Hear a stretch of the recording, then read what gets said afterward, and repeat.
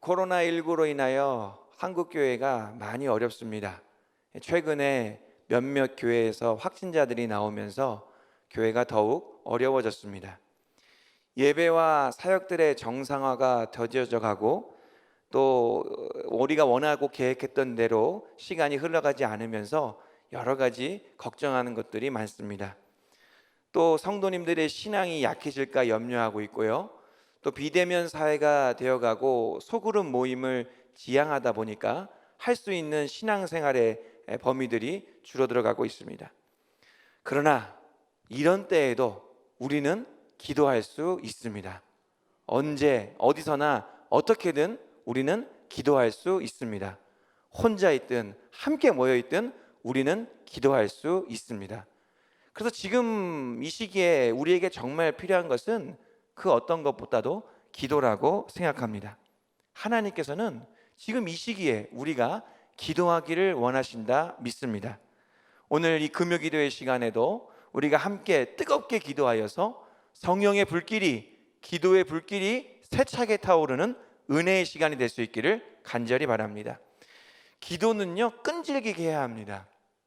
기도하면 하나님께서 구한 것을 허락할 때도 있고 또 거절하실 때도 있습니다.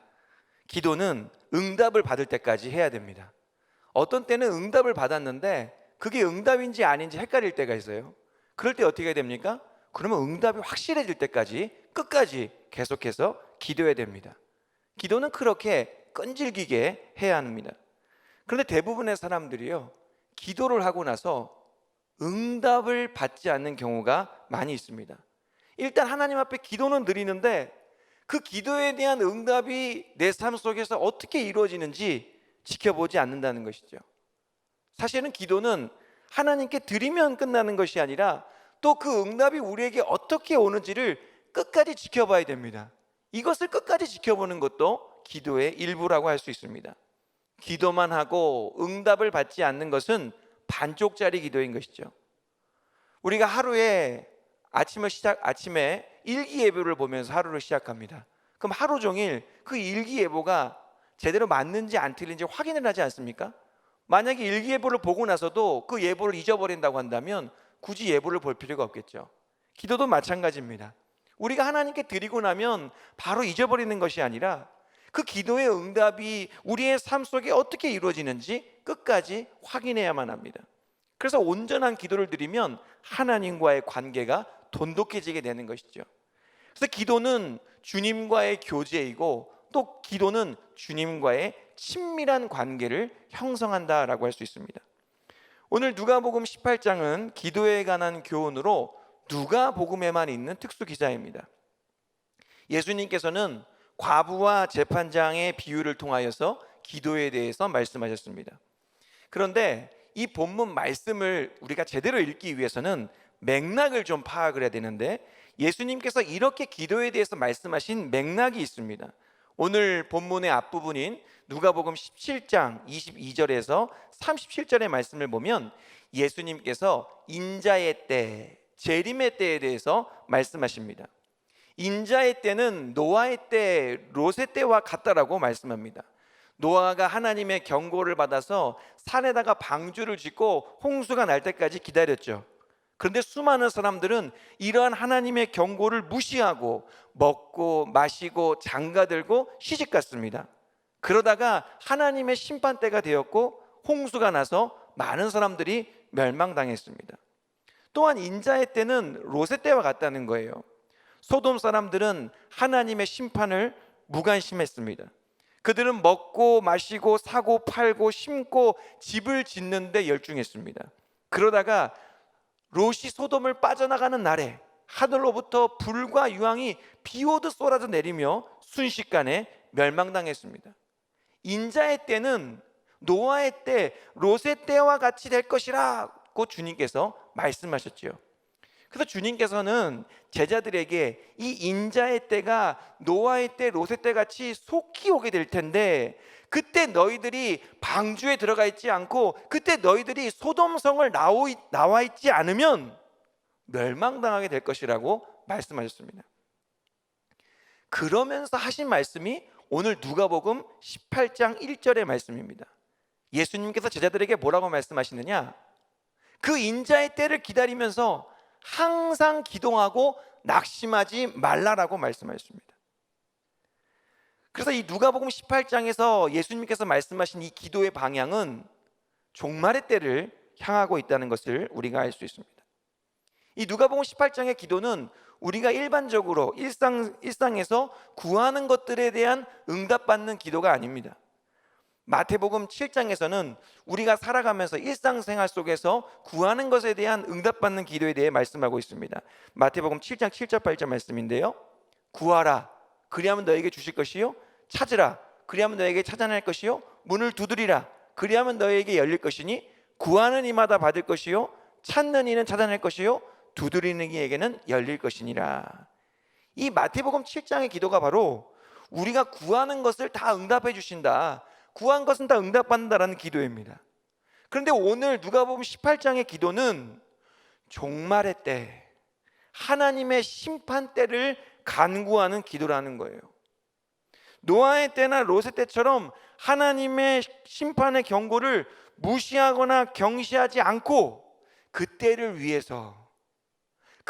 위하여 간절히 하나님 앞에 기다리면서 기도해야 하라고 하는 말씀이 오늘 누가복음 18장의 기도의 말씀입니다. 그래서 오늘 본문 말씀에서 하나님이 찾으시는 기도는 어떤 기도입니까? 하나님의 뜻대로, 하나님의 때에, 하나님의 방법대로 주님께서 역사해 달라는, 하나님의 일하심을 응답해 달라는 그러한 종류의 기도입니다. 예수님께서는 항상 하나님께서 역사하실 때를 기다리고 사모하면서 그때를 위해서 기도하라고 말씀하셨습니다. 또한 그때가 더디 올 수도 있는데 더디 온다고 낙심하거나 포기하지 말라고 말씀하셨습니다. 그러면서 덧붙여 주신 비유의 말씀이 바로 오늘 과부와 재판장 비유입니다. 이 과부와 재판장 비유의 말씀을 통해 하나님이 찾으시는 그 기도, 그것을 우리가 드리기 위해 필요한 것이 무엇인지 함께 살펴보기 원합니다. 오늘 과부와 재판장의 이 비유의 말씀을 묵상하다 보면 우리는 몇 가지 중요한 포인트를 발견하게 됩니다. 과부는 어떤 사람입니까? 과부는 가난하고 약한 사람의 대명사입니다. 불쌍한 사람이에요. 그럼 재판장은 어떤 사람입니까? 재판장은 지도자나 높은 사람의 대명사라고 할 수 있습니다. 그는 힘이 있고 능력 있는 사람이에요. 게다가 이 재판장은 어떤 사람이냐? 하나님을 두려워하지 않고 사람을 무시하는 그러한 재판장이었습니다. 이쯤 되면 우리가 상식적으로 추측해 볼 수 있어요. 과부는 재판장을 절대 이길 수 없습니다. 재판장이 거부하면 과부는 어쩔 수가 없어요. 과부는 재판장으로부터 자신이 원하는 것을 절대 얻어낼 수 없었을 것입니다. 그런 상황을 우리는 자연스럽게 생각할 수 있어요. 그런데 오늘 예수님께서 말씀하신 비유는 무엇이었습니까? 세상적인 기준으로 절대 약자였던 이 과부가 세상적인 기준으로 절대 강자였던 이 재판장에게 자신이 원하는 것을 얻어냈다는 거예요. 무엇을 가지고요? 끈질김을 가지고 얻어냈다는 것입니다. 이 끈질김만 있으면 불의한 재판장으로부터도 내가 원하는 것을 얻어낼 수 있는데, 하물며 하나님 아버지 앞에 우리가 끈질김으로 나아가면 당연히 우리의 억울함을 풀 수 있지 않겠느냐라는 것이 이 비유의 말씀입니다. 그래서 예수님께서 항상 기도하고 낙심하지 말라고 하신 그 말씀의 의미는 하나님의 때가 이를 때까지, 하나님께서 역사하실 때까지 끈질김을 가지고 항상 기도하고 낙심하지 말라라는 것입니다. 그래서 끈질김은 하나님이 찾으시는 기도의 핵심이라고 할 수 있죠. 이러한 끈질김을 보여준 과부의 모습 속에서 우리가 몇 가지 생각해 볼 것이 있습니다. 과부는 어떻게 해서 그 불의한 재판장에게 끈질기게 간청할 수 있었을까? 너무나도 불리해 보이는 이러한 상황 속에서 과부는 어떻게 낙심하지도 않고 끈질기게 간청할 수 있었을까? 이 끈질기게 기도에서 하나님의 응답을 얻어낸 과부의 비유에는 무엇인가 특별한 것이 있습니다. 첫 번째로 과부에게는요 긍정적인 마인드가 있었습니다. 오늘 3절 말씀에 보니까 과부가 하나님을 두려워하지도 않고 사람을 무시하는 재판장에게 자주 갔다라고 되어 있습니다. 과부는 재판장을 왜 자주 찾아갔을까요? 한 번, 두 번 갔는데 재판장이 들어주질 않는 거예요. 자꾸 거절을 하니까 과부도 계속해서 재판장을 찾아갔습니다. 과부가 그렇게 계속해서 재판장을 찾아갈 수 있었던 것은 과부의 마음속에 할 수 있다라는 희망이 있었던 것 같아요. 할 수 있다, 하면 된다. 만약에 과부의 마음속에 할 수 없다, 해도 안 된다라는 생각을 했다고 한다면 과부는 한 번, 두 번 갔다가 거절당하고 쫓겨났을 때 그만뒀을 겁니다. 그러나 과부의 마음속에는 이 긍정적인 마인드가 있다는 거예요.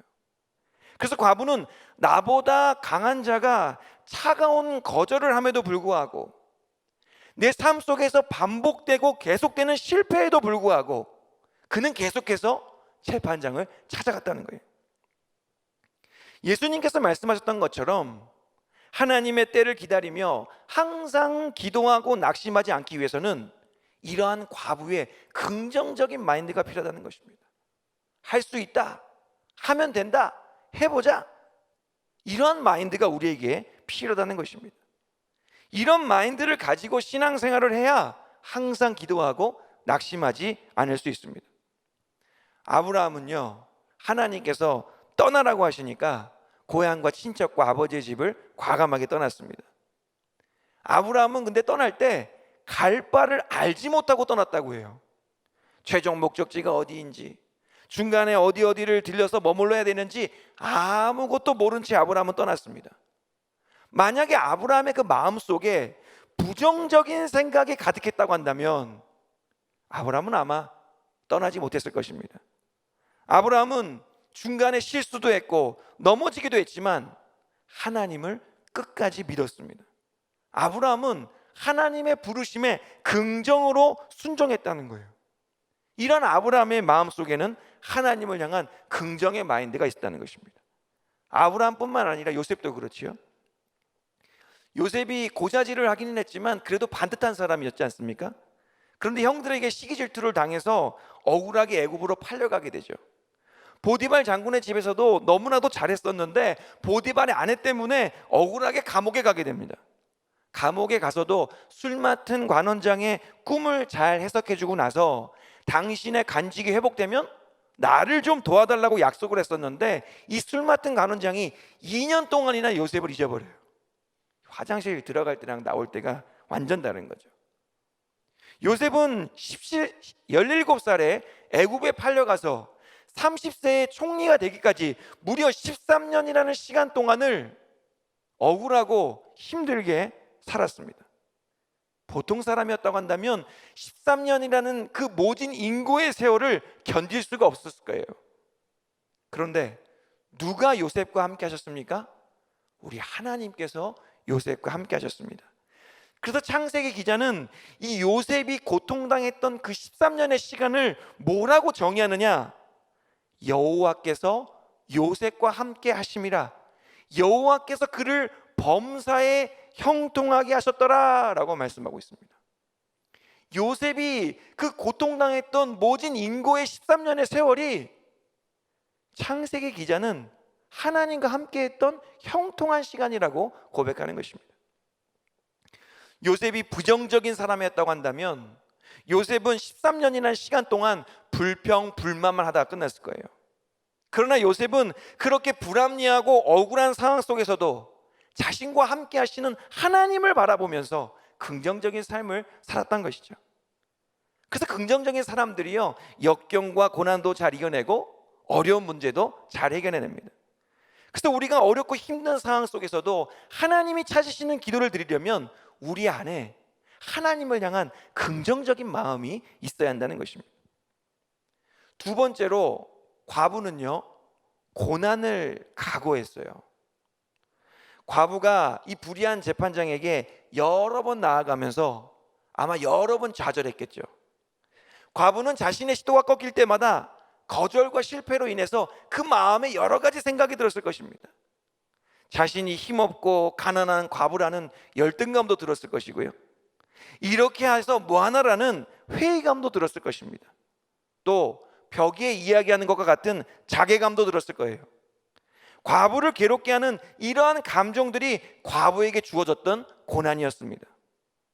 그런데 만약 과부가 이 고난을 두려워하고 이 고난을 피하고자 했다면 과부는 절대 재판관을 더 이상 찾아가지 않았을 것입니다. 그러나 과부는 그러한 고난에도 불구하고 계속해서 재판장을 찾아갔습니다. 우리는 여기서 짐작해 볼 수 있어요. 과부는 자신이 당할 이러한 고난을 어느 정도 감수할 각오가 되어 있었다는 것입니다.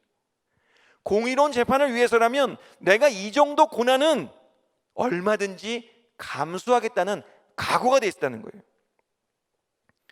예수님께서 말씀하신 대로 하나님의 때가 이르기까지 항상 기도하고 낙심하지 않기 위해서는 우리가 고난에 대한 어느 정도의 각오가 되어 있어야 돼요. 그 고난에 대한 각오가 없이는 노아의 때처럼 방주에 들어갈 수가 없습니다. 홍수가 나기 전까지 노아가 산에다가 방주를 만들면서 얼마나 많은 고난을 당했겠습니까? 노아가 만약에 그 고난이 무서워서 그 고난을 피하고자 했다면 노아는 절대 산에다 방주를 못 만들었을 거예요. 그러나 노아는 그 고난을 각오했고 결국에는 방주를 만들었습니다. 롯의 때도 마찬가지 아니겠습니까? 고난에 대한 각오가 없이는 이 소돔성을 나올 수가 없어요. 소돔성이 어떤 성이었습니까? 소돔성은 여호와의 동산 같고 기름진 애국 같은 곳이다 라고 되어 있어요. 그 편하고 좋은 성을 왜 나오게 됩니까? 나오려고 생각하는 순간부터 고난의 시작입니다. 그러나 그 성은 하늘로부터 유황과 불이 비 오듯 쏟아져 멸망되기로 작정된 성이었습니다. 그래서 고난을 각오해서라도 롯은 무조건 나와야 했던 것입니다. 예수님께서는요, 우리가 복된 삶을 살아가기 위해서도 고난에 대한 각오가 필요하다 말씀하셨습니다. 산상수훈의 말씀 중에 8복, 8번째 복이 무엇입니까? 의를 위하여 박해받는 삶이 진짜 복된 삶이라는 거예요. 하나님을 위해 욕을 먹고 하나님을 위해 모든 악한 말을 듣는 삶이 하나님 보시기에 복된 삶이라고 말씀하고 있습니다. 우리가 다 마음으로는 이러한 삶이 복된 삶이라는 것을 알고 이러한 삶을 살고자 하지요. 그런데 이러한 삶을 살기가 쉽지 않습니다. 왜 그렇습니까? 고난에 대한 각오가 없기 때문이 그래요. 내가 어느 정도 이 고난을 각오하고 감수해야지만 하나님께서 말씀하시는 복된 삶을 살아갈 수 있다는 것입니다. 우리 예수님께서는 저와 여러분들의 구원을 위하여 십자가의 고난을 각오하셨습니다.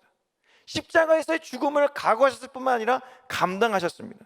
그래서 우리도 예수님을 위하여서 이 십자가의 고난을 각오하고 감당할 수 있어야 되는 것이죠. 그것이 진짜 예수님의 제자라는 것입니다. 하나님의 역사가 일어날 때까지 항상 기도하고 낙심하지 않기 위해서는 과부처럼 우리 예수님처럼 고난에 대한 각오가 있어야 된다는 것입니다.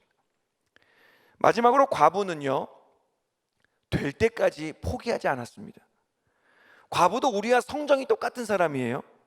과부가 하나님을 두려워하지 않고 사람을 무시하는 이 재판장을 여러 번 찾아가면서 분명히 과부도 그냥 그만둘까? 여기서 포기할까? 라는 생각을 했을 것입니다. 그러나 과부는 끝까지 포기하지 않았어요. 그리고 그는 결국 공정한 재판을 얻어냈습니다. 오히려 불의한 재판장이 포기를 했습니다. 처음에는 과부의 청을 거절하다가 과부가 번거롭고 괴롭게 하니까 더 이상 견디지 못하고 과부의 청을 들어주었습니다. 이런 상황을 보면 항상 마지막까지 포기하지 않는 사람이 이기는 것을 볼 수 있습니다. 절대 약자로서 절대 강자였던 재판장에게 과부는 계속해서 패배하다가 딱 한 번 이겼을 뿐인데 최후의 승자는 과부였던 것이죠. 예수님께서 말씀하신 대로 우리가 항상 기도하고 낙심하지 않기 위해서는 포기하지 않아야 합니다. 항상 기도하는 것이 무엇입니까? 문자 그대로 보면 계속해서 기도하는 것이죠. 데살로니가전서 5장 17절에 보니까 쉬지 말고 기도하라고 되어 있습니다. 그런데 우리가 어떻게 하면 항상 기도하고 어떻게 하면 쉬지 말고 기도할 수가 있습니까? 답은 쉬워요. 기도하는 것을 포기하지 않으면 됩니다. 어쩔 수 없이 내가 잠깐 기도를 쉬었어요. 여러 가지 상황 때문에 내가 기도가 멈춰졌어요. 그렇다 하더라도 우리는 계속해서 기도하는 것을 포기하지 않으면 항상 기도할 수 있고 끝까지 기도할 수 있다는 것입니다. 낙심하지 않는 것도 마찬가지예요. 낙심하지 말라고 해서 어떻게 한 번도 낙심하지 않을 수가 있습니까? 우리는 살아가면서 하루에 수도 없이 낙심을 해요. 내가 원하는 대로 안 되면 낙심을 하고, 예상치 못한 일이 낙심을 하고, 사소한 일에 끊임없이 낙심을 합니다. 이런 상황을요, 우리도 잘 알지만 주님도 잘 알고 계시는 거죠. 그럼에도 불구하고 낙심하지 말라는 그 말씀의 의미는 무엇입니까? 그 낙심의 자리에 주저앉고 그 낙심의 자리에 눌러앉지 말라는 것입니다. 살다 보면 낙심할 수도 있지만 그 낙심을 이겨내고 그 낙심에서 회복되는 것이 바로 낙심하지 말라는 주님의 말씀의 의미인 것입니다. 갈라디아서 6장 9절에 보니까 이런 말씀이 있습니다. 우리가 선을 행하되 낙심하지 말지니 포기하지 아니하면 때가 이름에 거두리라. 하나님의 때, 그 응답의 때는 반드시 있는 줄로 믿습니다. 그래서 우리는 그때가 올 때까지 포기하면 안 된다는 거예요. 이것은 영적 훈련과도 같습니다. 이것은 영적 전쟁과도 같아요. 하나님께서는 우리가 그 응답이 될 때까지 포기하나 포기하지 않나를 테스트하시는 것이죠. 이 테스트를 통과하는 사람이 노아처럼 방주에 들어갈 수 있고, 이 테스트를 통과하는 사람이 소돔성을 나올 수 있다는 것입니다. 끝까지 포기하지 않으므로 하나님의 놀라운 역사를 경험하게 되는 저와 여러분 될 수 있기를 간절히 바랍니다. 말씀 정리하겠습니다.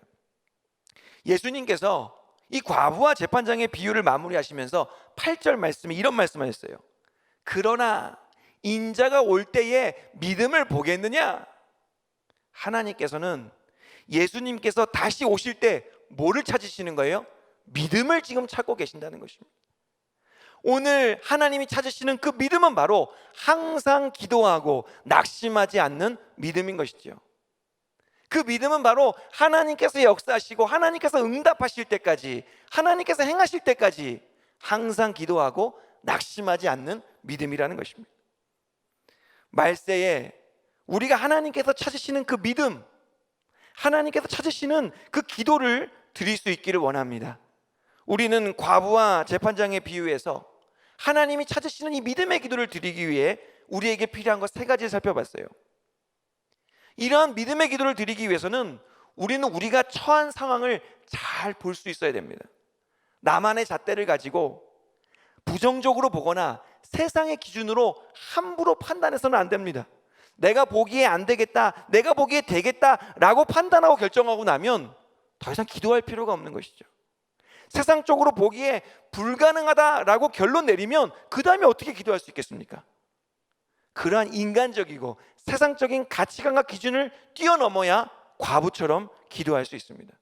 하나님의 마음과 하나님의 시선으로 우리의 상황을 바라봐야 되는 것이죠. 하나님 안에서 모든 상황을 긍정적으로 바라보실 수 있는 저와 여러분들 될 수 있기를 바랍니다. 또한 우리가 주님을 위한 고난을 어느 정도 각오를 해야 된다는 거예요. 예수님께서 십자가 위에서 저와 여러분들의 구원을 위한 고난을 감당하시고 죽음으로 인내하셨듯이 우리도 예수님의 제자로서 그 십자가를 지고 주님을 위한 고난을 각오해야 된다는 것이에요. 그래서 바울은 골로새서에 보니까요, 이 그리스도의 남은 고난을 하나님과 주님의 몸된 교회를 위해서 자신의 육체에 채운다, 이렇게 고백하고 있습니다. 주님 다시 오실 때까지 항상 기도하고 낙심하지 않기 위해서 우리는 이 고난을 각오해야 된다는 것입니다. 주님을 향한 참 소망을 가지고 고난 가운데서도 늘 승리하시는 여러분들 될 수 있기를 바랍니다. 마지막으로 하나님의 역사가 나타날 때까지, 응답하실 때까지 오래 참으시고 끝까지 포기하지 마시길 바랍니다. 하나님께서는 끝까지 참고 기다리는 자에게 복을 주시고요, 하나님께서는 끝까지 견디는 자들에게 자신의 영광을 드러내 주실 줄로 믿습니다. 하나님의 역사가 나타날 때까지 끝까지 항상 기도하고 낙심하지 않으심으로 최후 승리에 동참하는 저와 여러분들 될 수 있기를 간절히 바랍니다.